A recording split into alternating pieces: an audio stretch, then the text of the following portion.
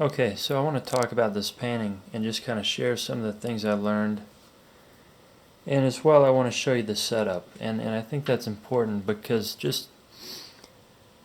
of how differently I ended up painting it versus what I saw. And so there's the painting. And then the horse and rider. And so you can see the shapes of the light and the shapes of the shadow are much more distinct. And that was a conscious decision. So in the actual setup,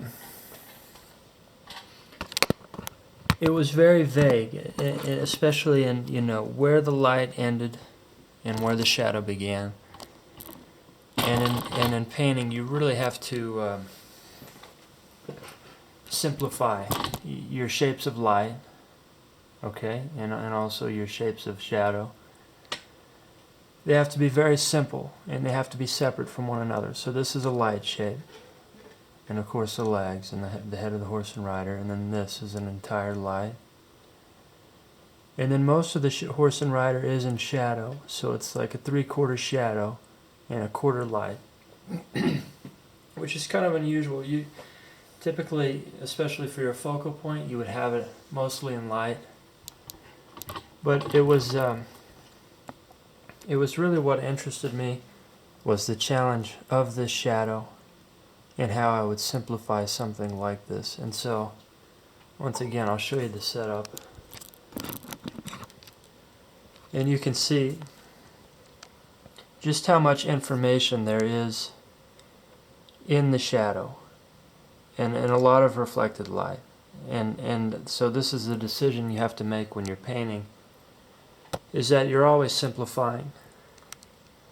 And so even in here, this is mostly like a rim lighting, you see, and then as it travels over, it becomes more vague, and it's like a raking light. And the way I chose to paint it was very different. And if I just copied it, it really wouldn't have been as compelling. So I had to decide my light shapes. I knew I wanted this chest as really a strong light, and then as it's hit, it travels and it turns into a raking light. So it's creeping over. And then so in here, and as I pointed out in the horse and rider, it's very vague, especially this area.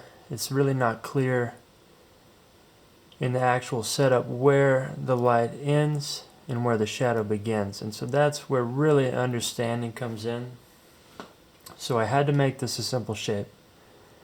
And shadows always have to be a simple shape. And the only thing that modifies your shadow is your reflected light. And so you'll see in the belly of the horse and rider there, that's what really gives it the sense of form, that this is turning. So it's a cylindrical shape. And so in the setup, there's so much reflected light in the horse and rider. And you could have, most people, the tendency is to copy. And if I had copied it, it would not have been compelling. It would not have read well as a shadow. And so it's always simplification. And so this shadow is kept very simple. And the areas that the reflected light is modified is in the neck of the horse and the belly. And those were the areas that really, so when you're putting in any information, you're only putting in what helps your painting. It's not just copying. And so I could have had so much reflected light in here, but it wouldn't have helped my painting at all. But in these areas, so they're chosen as areas to really help the form, so that this, you can tell, is turning. And so the same thing happening with the neck, that this form is turning over and that reflection there.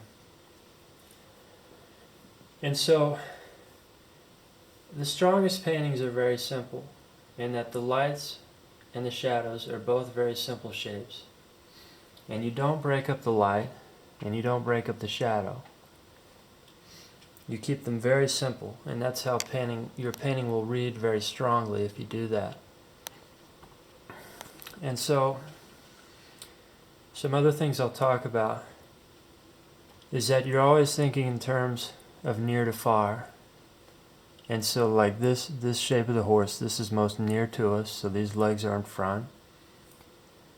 and these legs are behind. And you really have to paint these legs as though they really exist in this space behind, you see. And so the reason these come forward is because there's more information. So there's more information in the legs, and by more information I mean more paint quality. So you're breaking the surface, that catches the eye and brings it forward. There's more color, there's more paint quality, etc. And there's more contrast. So as things go back in space, like this hind leg for instance, they become more vague. And by vague I mean less information, you know. It's like this is more near to us, so it's more in focus.